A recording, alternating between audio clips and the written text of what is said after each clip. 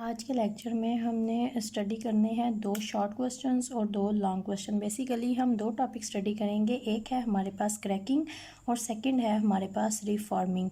और इन दोनों टॉपिक में से या तो ये शॉर्ट क्वेश्चन के तौर पे आते हैं जो कि हमारे पास आएंगे 2 मार्क्स के, ये आएंगे डिफ़ाइन क्रैकिंग और सेकेंड हमारे पास आ सकता है डिफ़ाइन रिफॉर्मिंग। अदरवाइज़ ये हमारे पास आते हैं लॉन्ग क्वेश्चन, और अगर ये लॉन्ग क्वेश्चन के तौर पर आएंगे तो ये हमारे पास आते हैं 3 मार्क्स के। लॉन्ग क्वेश्चन में पार्ट्स बनते हैं हमारे पास। लॉन्ग क्वेश्चन टोटल 8 मार्क्स का होता है जिसमें ए बी 2 पार्ट होते हैं मोस्टली। एक हमारे पास 5 मार्क्स का कोई लॉन्ग क्वेश्चन आएगा और सेकंड पार्ट हमारे पास उसका होगा 3 मार्क्स का, जिसमें हमारे पास ये इस तरह से आ सकता है define cracking, give its types. Second जो हमारे पास आ सकता है long question that is explain process of reforming. तो ये 2 टॉपिक हैं क्रैकिंग और रिफॉर्मिंग जिनको हमने स्टडी करना है। ये शॉर्ट क्वेश्चन के तौर पे और लॉन्ग क्वेश्चन के तौर पे हमारे कवर हो जाएंगे। तो पहले हम देखते हैं कि हमारे पास क्रैकिंग क्या है। क्रैकिंग अगर आप इसके नेम से ही देखो तो आपको पता चल जाएगा। क्रैकिंग का मतलब है किसी चीज़ को क्रैक करना यानी कि तोड़ना। अब हम लास्ट टाइम स्टडी कर रहे थे सोर्सेज में हमने कोल को, मीथेन गैस जिसको हम नेचुरल गैस कहते हैं, और पेट्रोलियम को स्टडी किया, मतलब कि क्रूड ऑयल को हमने स्टडी किया। अब हमारे पास जब कोल आता है हम उसकी डिस्टिलेशन करते हैं, ब्रेक डाउन करते हैं, उसमें से कोक, कोल ये सारा प्रिपेयर करते हैं। या फिर हमारे पास जिस तरह से क्रूड ऑयल आता है उसकी डिस्टिलेशन की जाती है, ब्रेक डाउन की जाती है, जिसको डिस्टिलेशन, फ्रैक्शनल डिस्टिलेशन कहा जाता है इन द प्रेजेंस और absence of air. Break down करने के बाद हमारे पास जो छोटी छोटी सी ट्रेसेस आती हैं जिनको पेट्रोलियम कहा जाता है, जिसको गैसोलीन कहा जाता है। गैसोलीन इज़ पेट्रोल जो हम अपनी व्हीकल्स में डलवाते हैं, पेट्रोल तेल जो हम डालते हैं डैट इज़ गैसोलीन। अब हमारे पास जब हम डिस्टिलेशन करते हैं और जो गैसोलीन हमारे पास आती है that is not of good quality, उसकी क्वालिटी इतनी अच्छी नहीं होती। क्वालिटी अच्छी ना होने का मतलब ये है कि अगर आप अपनी बाइक में ऐसा पेट्रोल डलवाते हो जो बहुत ज़्यादा रिफाइंड नहीं है, अच्छी क्वालिटी का नहीं है, तो जो आपका इंजन है उसकी वर्किंग बहुत ज़्यादा इफ़ेक्ट होती है। आपके व्हीकल चलते हुए रुक जाएंगे। जिस तरह से हम कहते हैं कि अच्छा नहीं गंदा तेल डाला है और आपकी बाइक चलते चलते रुक जाती है बार बार, या फिर आपका इंजन चलते चलते स्टॉप होने लग जाता है कार का, तो इसका मतलब है कि जो पेट्रोल आपने इसमें डलवाया था उसकी प्रॉपर रिफाइनिंग नहीं की गई है। तो हमारे पास जो डिस्टिलेशन के बाद आता है गैसोलीन, वो इतनी अच्छी क्वालिटी का नहीं होता कि तरह के इंजन को चलाने के लिए आप उसको यूज़ कर सको। तो फिर क्या किया जाता है, उसकी प्रोसेसिंग की जाती है, उसकी रिफाइनिंग की जाती है और उसको इस काबिल बनाया जाता है कि उसको किसी भी इंजन को चलाने के लिए यूज़ कर सके। तो जो सबसे पहला प्रोसेस उसके ऊपर किया जाता है that is of cracking. Cracking का मतलब होता है तोड़ना। बिकॉज जब हम डिस्ट्रक्टिव डिस्टिलेशन करते हैं तो जो हमारे पास hydrocarbons, these are all hydrocarbons organic compounds जो हमारे पास ये आते हैं, these are long chain molecules, मतलब कि ये बड़े बड़े से मालिक्यूल्स होते हैं। जैसे एक एग्जांपल उन्होंने दी है, यहाँ पर उन्होंने आपको दिया है C16H34। अब यहाँ पर जो कार्बन का नंबर है डेट इज 16, ये बहुत ही ज़्यादा है, और अगर ये गैसोलीन हम अपने व्हीकल्स में यूज़ करेंगे that is not of good quality, तो ये हमारे इंजन की परफॉर्मेंस को बहुत ही ज़्यादा इफ़ेक्ट करेगा। तो फिर हम क्या करते हैं, हम इसकी ब्रेक डाउन करते हैं। इसकी ब्रेक डाउन करने के बाद इसको छोटे छोटे से ऑर्गेनिक कंपाउंड्स के अंदर कन्वर्ट करते हैं। जैसे कि एक ऑर्गेनिक कंपाउंड हम यहाँ पर बना लेंगे C7H16, इसके अलावा हमारे पास आ सकता है CH2 डबल बॉन्ड CH2, और हमारे पास आ सकता है CH3 CH2 double bond CH2। ये डिफरेंट ऑर्गेनिक कंपाउंड्स हैं।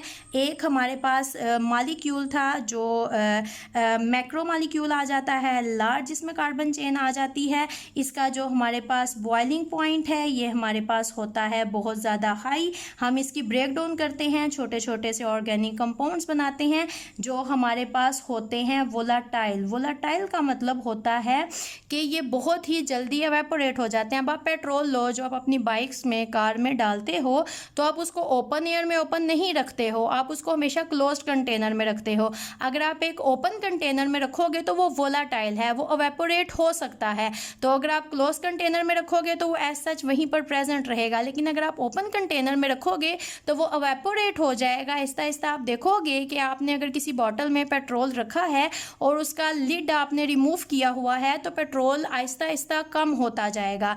That it's mean it is volatile, ये खुद ब खुद अवेपोरेट हो जाते हैं। This is process of cracking. हमने एक लार्ज साइज जिसका बॉइलिंग पॉइंट हमारे पास हाई था उसको ब्रेक करके छोटे छोटे से मॉलिक्यूल्स बनाए हैं विच आर मोर वोलाटाइल। तो अगर हम बुक से देखें हमारे पास इसका आंसर क्या आता है,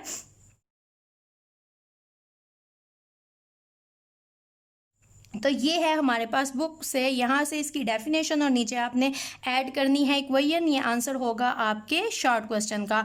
और अगर यही आपके पास लॉन्ग क्वेश्चन के तौर पे आ जाएगा तो फिर आप यही डेफिनेशन यही इक्वेशन दोगे, साथ में आपके पास आ जाती हैं टाइप्स। जो आपके पास क्रैकिंग है, cracking is of 3 types.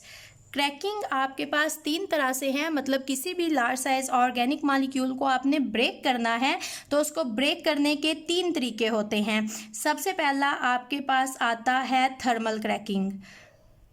Thermal cracking के बाद सेकंड आपके पास आता है कैटालिटिक क्रैकिंग। कैटालिटिक क्रैकिंग के बाद लास्ट आपके पास आता है स्टीम क्रैकिंग। तो अगर आपके पास शॉर्ट क्वेश्चन आए, आप डेफिनेशन दोगे, इक्वेशन दोगे और आप अपनी मर्जी है आप नीचे स्टेटमेंट दे सकते हो।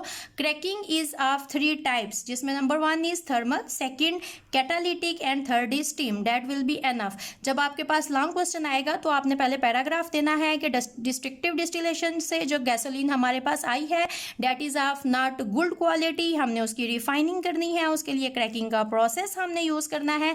फिर आपने क्रैकिंग की डेफिनेशन देनी है, इक्वेशन देनी है और फिर आपने बताना है इट इज ऑफ 3 टाइप्स। ये तीनों टाइप्स हैं और इन टाइप्स को हम बारी बारी से डिस्कस करेंगे। सबसे पहले हमारे पास आती है थर्मल क्रैकिंग। थर्मल क्रैकिंग जिसके नेम से ही आपको पता चल जाता है थर्म। थर्म का मतलब होता है हीट और हीट का मतलब है कि अब यहाँ पर जो हमने देना है that is high temperature plus pressure.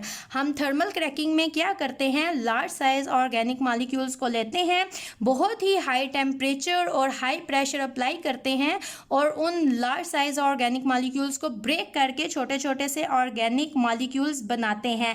हर एक क्रैकिंग की ये जो 3 टाइप्स हैं इसमें 2 पॉइंट आपने याद रखने हैं। पहला पॉइंट तो आपके पास ये हो गया कि थर्मल में हाई टेम्परेचर है और हाई प्रेशर है। दूसरा आपने ये याद रखना है कि इन 3 डिफरेंट क्रैकिंग टाइप्स में कौन कौन से मॉलिक्यूल्स हमारे पास बनते हैं। फॉर एग्जांपल अगर आप थर्मल क्रैकिंग करते हो जिसमें आप हाई टेम्परेचर और हाई प्रेशर यूज कर रहे हो तो यहाँ पर जो आपके पास बनती हैं हाइड्रोकार्बन्स वो आपके पास होती हैं अनसैचुरेटेड। अनसैचुरेटेड आपके पास वो होती हैं जिसमें आपके पास डबल या फिर कार्बन के दरमियान होता है ट्रिपल बॉन्डेड। और अनसैचुरेटेड हाइड्रोकार्बन स्मॉल साइज बनती हैं, जैसे कि आपके पास ईथीन बन जाती है, जैसे कि आपके पास बन जाती है प्रोपीन। ये बहुत स्मॉल है। ईथीन में टोटल 2 कार्बन्स होते हैं, प्रोपीन में टोटल 3 कार्बन्स होते हैं। 2 बातें याद रखोगे, thermal cracking, therm mean heat, high temperature and pressure, और सेकेंड आपके पास अनसैचुरेटेड हाइड्रोकार्बन्स। अनसैचुरेटेड मतलब जिनमें डबल या ट्रिपल बॉन्ड होंगे। यहाँ पर आपके पास ईथीन, प्रोपीन, इस तरह की वेरी स्मॉल अनसैचुरेटेड हाइड्रोकार्बन्स बनेंगे। अब ये हो गई फर्स्ट टाइप। सेकंड आपके पास आती है कैटालिटिक क्रैकिंग। अब कैटालिटिक के भी नेम से ही आपको पता चल जाएगा। कैटालिटिक क्रैकिंग का मतलब है कि यहाँ पर हमने यूज करना है एक कैटालिस्ट। अब यहाँ पर हमने टेम्परेचर बहुत हाई, प्रेशर बहुत हाई रखा था। कैटालिटिक क्रैकिंग में पहला पॉइंट है आपके पास टेम्परेचर होगा लो, ऑलमोस्ट 500 डिग्री सेल्सियस तक टेम्परेचर आप रख सकते हो।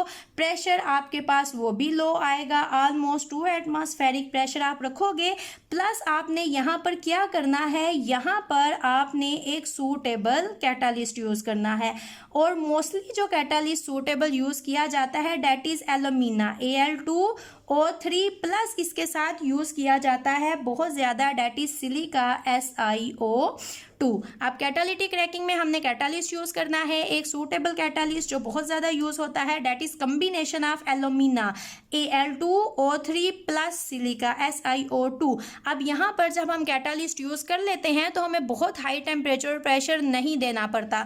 तो हम यहाँ पर temperature low which is almost 500 degree Celsius और low pressure which is almost 2 atmospheric pressure ये हम यूज कर सकते हैं। और दूसरा पॉइंट हमारे पास यहाँ पर किस तरह की हाइड्रोकार्बन्स आती हैं हैं, तो हमारे पास यहाँ पर बहुत ही अच्छी क्वालिटी का गैसोलीन इज पेट्रोल जो हम यूज़ करते हैं अपनी व्हीकल्स में। कैटालिटिक क्रैकिंग, इन तीनों टाइप्स में से कैटालिटिक क्रैकिंग में सबसे अच्छी क्वालिटी की गैसोलीन हमारे पास आती है और इसको डायरेक्टली हम यूज़ कर सकते हैं एज अ पेट्रोल। थर्ड हमारे पास आ जाती है स्टीम क्रैकिंग। अब स्टीम से डेफिनेटली आपको पता चल जाएगा कि यहाँ पर हम लेंगे वाटर को हम प्रोवाइड करेंगे बहुत ही हाई टेम्परेचर, इतना हाई टेम्परेचर कि ये जो वाटर होगा ये हमारे पास प्रेजेंट होगा in the form of steam. तो स्टीम क्रैकिंग में हम सबसे पहले क्या करते हैं, हम इसमें हाइड्रोकार्बन्स को लेते हैं।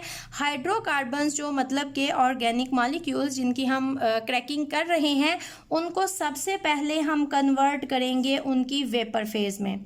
उनकी वेपर फेज में कन्वर्ट करने के बाद उनको मिक्स किया जाता है स्टीम के साथ। जब स्टीम के साथ उनको मिक्स किया जाता है तो ये जो स्टीम है, as you know that temperature of steam is higher as compare to boiling water. तो ये स्टीम क्या करेगी, ये इन hydrocarbon which are large chain molecules इनकी ब्रेक डाउन करती है और इनको स्मॉलर मॉलिक्यूल्स के अंदर कन्वर्ट कर देती है। और ये जो हमारे पास होती है स्टीम क्रैकिंग, यहाँ पर हमारे पास मिलते हैं हमें lower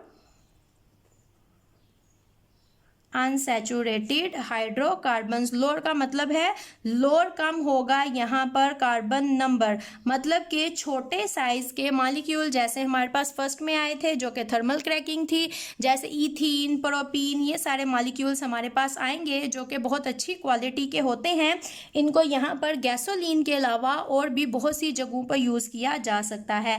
that is all about your cracking. Plus एक छोटा सा पॉइंट आहर में आप दोगे, डैट इज़ एडवांटेजेस के क्रैकिंग के। एक तो एडवांटेज हमारे पास है ही है, हम क्या करते हैं, हम यहाँ से लेते हैं gasoline which is of good quality, जिसको यूज़ किया जा सकता है इन व्हीकल्स। सेकंड हमारे पास इसमें एडवांटेज क्या आता है, वो ये है कि यहाँ पर जो हमारे पास बनते हैं बाय प्रोडक्ट्स जब हम ब्रेक करते हैं एक लार्ज साइज मॉलिक्यूल को, जैसे हमने यहाँ पर ब्रेक किया तो हमारे पास एक ये बना, दिस इज हेप्टेन, हेप्ट मतलब 7, दिस इज हेप्टेन, साथ हमारे पास इथीन आई, साथ हमारे पास ये propene I, this is formulas of ethene and propene. अब यहाँ पर एक ये हमारे पास कंपाउंड बना, एक ये बना, ये बना। If this is gasoline then these two are by products. अब हमारे पास यहाँ पर जितने भी बाय प्रोडक्ट्स आते हैं वो हमारे पास बहुत ही यूज़फुल हैं। These are used for manufacturing drugs, plastics, detergent, synthetic fibres, fertilisers, weed killers and important chemicals like ethanol, propanol and acetone. तो यहाँ पर जो बाय प्रोडक्ट्स हमारे पास बनते हैं mostly they are ethene, propene, butene and benzene, और इनके बहुत से यूजेस हैं जो कि मैंने अभी आपको सारे बताए हैं। बहुत सी जगहों पर इनको यूज़ किया जाता है, प्लस ये बहुत से सॉल्वेंट्स के तौर पे एक्ट करते हैं जिनको इंडस्ट्रीज़ में और लैब्स में बहुत ज़्यादा यूज़ किया जाता है। And this is your topic cracking, जिसमें से शॉर्ट क्वेश्चन भी आ सकता है और लॉन्ग क्वेश्चन भी आता है, वेरी इंपॉर्टेंट टॉपिक। तो शॉर्ट क्वेश्चन में डेफिनेशन और इक्वेशन ऐड करोगे, plus you can also give a statement that it is of 3 types, thermal, catalytic and steam. और उसके बाद आपके पास लॉन्ग क्वेश्चन आएगा जिसमें first you have to give the introduction, then why cracking is going to perform, कि हम cracking करते क्यों हैं, क्योंकि हमारे पास जो आई है gasoline that is of not good quality, तो हमें क्रैकिंग करना पड़ता है उसकी क्वालिटी को बहुत इम्प्रूव करने के लिए, अच्छा बनाने के लिए। फिर आप क्रैकिंग का प्रोसेस डेफिनेशन में दोगे, इक्वेशन दोगे, फिर आप उसकी टाइप्स को एक्सप्लेन करोगे। हर एक टाइप में आपने 2-2 पॉइंट याद रखने हैं। एक जो आपके पास आता है कि थर्मल है तो ये हीट से रिलेटेड है, कैटालिटिक है तो ये कैटालिस्ट से रिलेटेड है, स्टीम है तो ये स्टीम है। सेकंड पॉइंट आपने देना है कि आपके पास बन क्या रहा है। थर्मल क्रैकिंग में आपके पास अनसैचुरेटेड हाइड्रोकार्बन्स थे, कैटालिटिक क्रैकिंग में आपके पास बहुत ही अच्छी क्वालिटी की गैसोलीन थी, और स्टीम क्रैकिंग में भी आपके पास लोअर अनसैचुरेटेड हाइड्रोकार्बन्स थे। लास्ट में इसके एडवांटेजेस हैं, पहला हमें बहुत ही अच्छी क्वालिटी की गैसोलीन मिलती है, सेकंड इसके बाय प्रोडक्ट्स हमारे पास बहुत ही अच्छे हैं, उनके इंडस्ट्री में बहुत ज़्यादा यूजेस हैं। And that's all about your cracking.